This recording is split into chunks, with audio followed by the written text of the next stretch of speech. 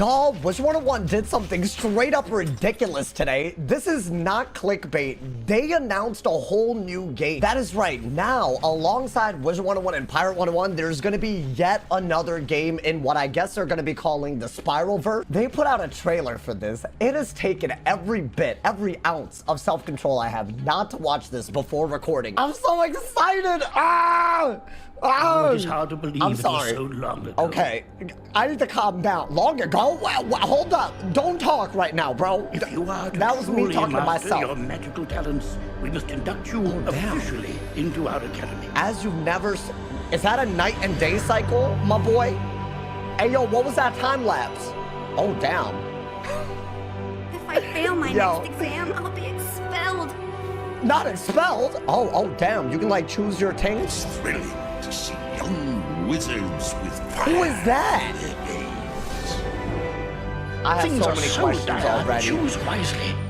Oh, damn. Oh, damn. I'm not gonna lie to you. I feel like I wasn't even able to intake all of that. But what it looks like is that they're making, like, you know, a story-based type of game, as in probably just no combat at all like we're used to in Wizard101. And maybe I'm, like, really stupid, but it looks like it's gonna be taking, like, place a while ago. Because I'm seeing Dahlia Falmea, and she's a student. There's a different fire professor. That man's Merle said long ago, so I feel like this was like, you know, a while back. And according to the tweet where they announced this, you know, they gave a few more hints about it. You can see a different side of the spire, create connections, which I'm not, from what I can tell, it looks like a single player game. So I guess create connections with, you know, like non-playable characters. I don't know. Investigate mysteries. And the big thing is, like, it seems like this is a story-based thing where your choices matter. So we saw a little bit of that, like, you know, that little drop-down menu where you could, like, respond, I guess, to Dahlia in the trailer in different ways. I assume depending on how you respond,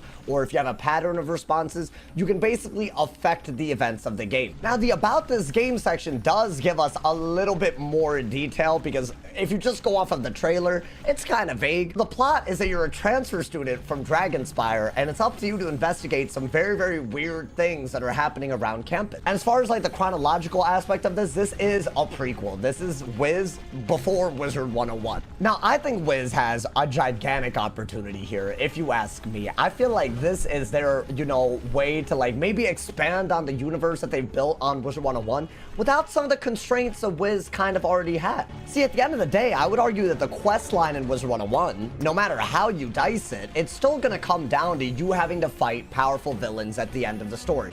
And while I think that's really cool, and that, you know, Wiz has a really, you know, very easy to pick up way to do this combat, I feel like one thing about it is that it kind of gets in the way of the storytelling sometimes. I'm in the world of Zafaria right now, just as an example. This wasn't even planned, but think about it, right? When you think about questing through Zafaria, how much are you thinking about, like, you know, Morganth and her homeland, and how much are you thinking about the fact that you have to fight 8 of these Greyhorn mercenaries like 70 times, right? Your perception of a lot of the questing gets skewed around the combat, and I think there's a great opportunity for them to build on the universe a little bit more and just focus on the story. Now, will I be playing this game?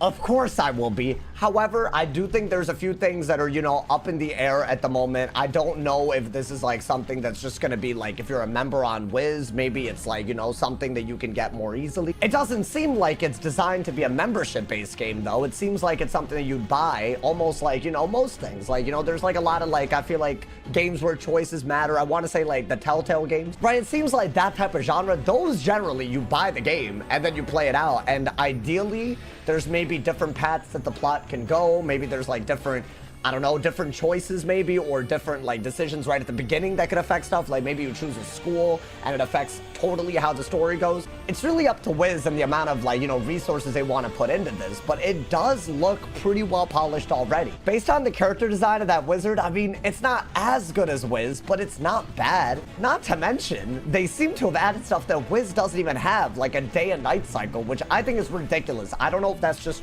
you know, maybe it's just shadows or something, because it wasn't really nighttime, but what I was seeing, I liked. So I think whether people play it or not really just depends on, you know, how much replayability there is, how much it obviously costs. But it is extremely exciting to see that Wiz is going beyond just their normal game again. I think the last time that they did this was when there was actually a lot of controversy, and I think there's a very important point to bring up about all of this. Before the whole Gamigo and all of that stuff was in the picture, I think Wiz was actually doing very well, And for a lot of people, a big turning point was when they started putting way too much into mobile games, and it started really slowing down the update. Right, we used to get like 2 worlds a year, and then they started working on mobile games, and that really slowed down. I would say the quality of the updates were not the same after that. More recently, I feel like they've rebounded, especially like, you know, the PvE content. I think it's getting better. I think it's, you know, the scope is increasing, but that's a lot of time since, you know, maybe their previous mistakes where they've maybe come back to that.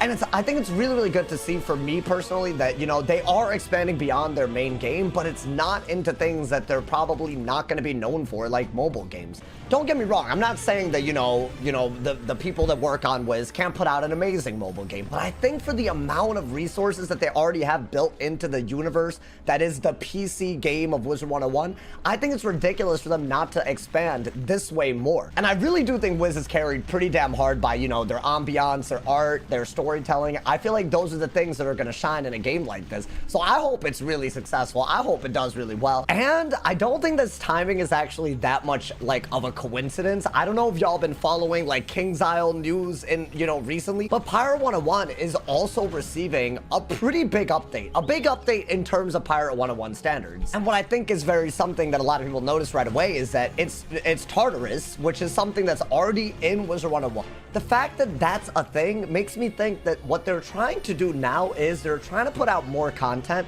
that expands from what they already have instead of just going deep into like waters that they don't know anything about. Now, obviously this could be some level of speculation, right? No one really knows exactly, you know, the reasoning behind some of their decisions, but that makes me really, really optimistic, right? I feel like when they work with what they have, I think that's when Wizard 101 shines a lot more. And in the case of what this new, you know, Ravenwood decision-making game, Ravenwood Academy, whatever it's called, in the case of this, it's actually really, really cool because they're not just working with what they have, they're actually going in the past to simpler times and working from there, which I think is a really big difference in Wiz, because I feel like the Wizard 101 plotline is just gonna keep moving forward. We're gonna get more and more arcs, but everyone came to the game because they fell in love with what it used to be, and I feel like this is a great way to explore that without, you know, dismantling what they've already built on Wizard 101. Based on this announcement and the fact that Pirate 101 has Tartarus involved, I do think we're going to see a little bit more intermingling of all these, you know, games